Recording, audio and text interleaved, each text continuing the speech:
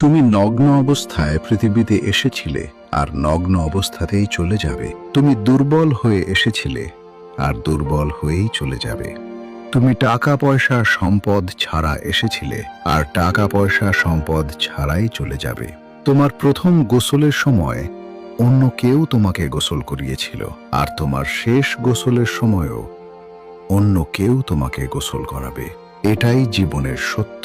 তাহলে এত হিংসা, বিদ্বেষ, ঘৃণা, অহংকার, অন্যায় কেন?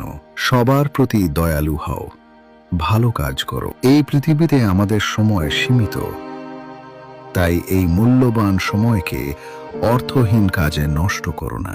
তুমি নগ্ন অবস্থায় পৃথিবীতে এসেছিলে আর নগ্ন অবস্থাতেই চলে যাবে। তুমি দুর্বল হয়ে এসেছিলে আর দুর্বল হয়েই চলে যাবে। তুমি টাকা পয়সা সম্পদ ছাড়া এসেছিলে আর টাকা পয়সা সম্পদ ছাড়াই চলে যাবে। তোমার প্রথম গোসলের সময় অন্য কেউ তোমাকে গোসল করিয়েছিল আর তোমার শেষ গোসলের সময়ও অন্য কেউ তোমাকে গোসল করাবে। এটাই জীবনের সত্য।